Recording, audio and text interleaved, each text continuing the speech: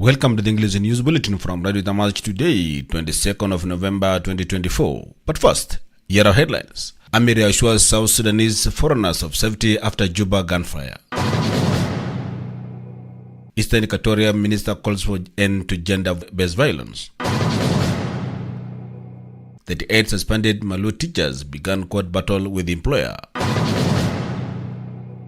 Over 30 people miss primary leaving exams due to insecurity in Nirol. Outcry over gang rape, murder of a girl in Juba. And now, the news in detail.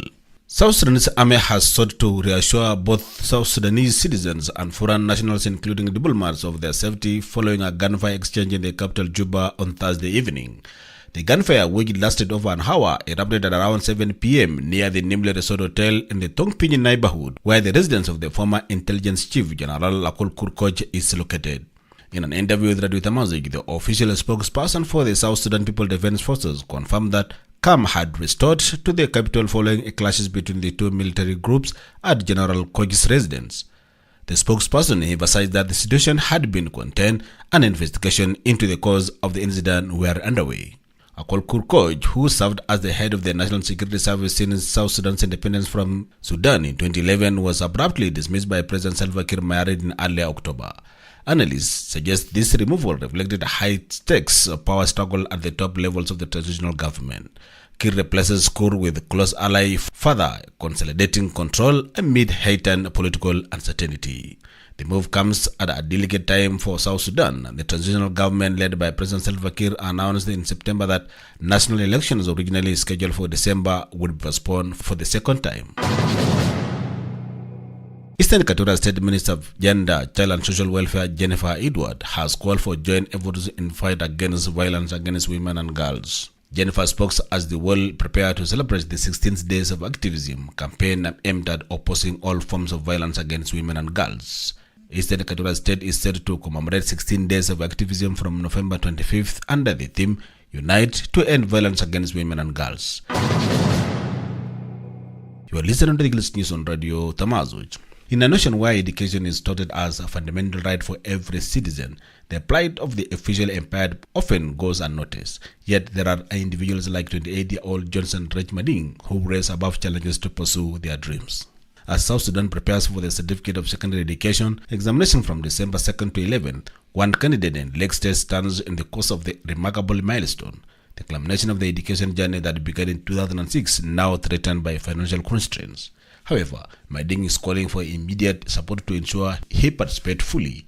In an interview with Radio Tamazuj, he conveyed the urgency of his situation.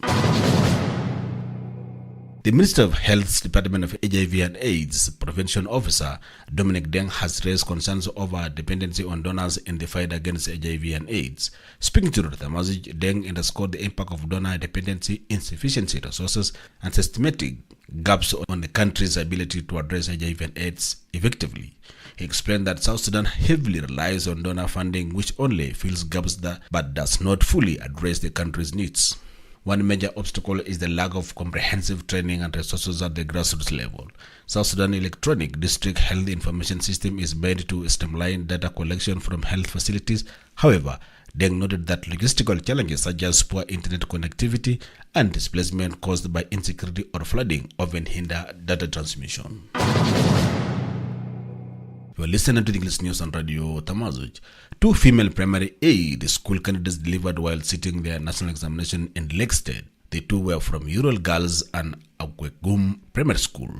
Lake State Director of Examination Barnaba Abu Dathian told Radio Tamazuj that the two candidates gave birth during their second papers on Tuesday. He said his office had sent invigilators to administer the examination papers to the two in the hospital. Athian said the situation was challenging as they faced shortage of the manpower, including security personnel. Meanwhile, candidates in Lake State were taking their examination in prison after they were convicted of child marriage. They include Mariel Maker Limpin from Young Primary School in Ural East, who was sentenced to 8 years imprisonment for impregnating a minor. The chairperson of the South Sudan National Constitution Review Commission, Dr. Reassures, has announced December 4th as the launch date for the civic education program. Sur made the announcement during the ongoing 4-day workshop on fiscal federalism organized by National Constitution Reform Commission. NCRC on Tuesday started a 4-day workshop on fiscal federalism to prepare the members of civic education and public consultation. South Sudan is in the process to draft its permanent constitution before upcoming elections. The 19-year-old girl who was primary 8 student at Kwergek Primary School was tragically gang raped and murdered by unknown assailants in Malbor area of Jabal Laru Payam, Juba County on Tuesday. Lilian Hindari Musa was among the candidates sitting the ongoing primary leaving examinations. The rape and murder of the 19-year-old girl has sparked outcry in South Sudan, with human rights activists demanding justice for the victim. The case between 38 suspended teachers and the Malut Development Committee on Oil Money commenced at Juba High Court on Wednesday. A group representing 38 was at the High Court earlier Wednesday waiting for determination whether the suspension was procedural or not. The 38 were suspended in March 2024 following their complaint in January over the delay of 1 month's salary. The group was now demanding the committee in charge of the money in the oil-rich Malut area to pay their 5 months arrears. The representative of the suspended teachers, Amokpi Paul, said each individual teacher was supposed to be paid $5,450 for the 5 months. You are listening to the English News on Radio Tamazuch. More than 17,400 South Sudanese have been issued with national identity cards thanks to the joint EU and UNHCR partnership since the start of the year, officials said. The two organizations said in a press release sent to Radio Tamazuch on Thursday that the exercise had targeted the South Sudanese who had returned from being refugees in other countries, as well as persons at risk of statelessness. It focuses on the areas of high returns of refugees from neighboring countries including Central Equatoria State, the counties of Morobo, Lanya, Yei, and Kajukeji. More than 30 out of 68 eligible candidates in Nyorol County, Jonglei State have missed out on the Certificate of Primary Education exams, which are taking place nationwide from November 18th to 22. Termun Jok, the county's education director, told Tamazuch that the absence were due to security concerns from ongoing local conflicts. The affected peoples, including 7 females, were too afraid to attend the exams over the fears of being targeted in revenge killings. Babeto commercial bus traveling from Juba to Nimble caught fire yesterday morning at Moli area between Kativo and Katimega, but fortunately all passengers, including the driver, escaped unharmed. Local authorities have confirmed that there were no casualties in the fire incident. And Ruga Isaac, the Moli area chief, told Tamazuch that the cause of the fire remains unclear. The community leader pointed out that the passengers were able to find alternative transportation to continue their journey.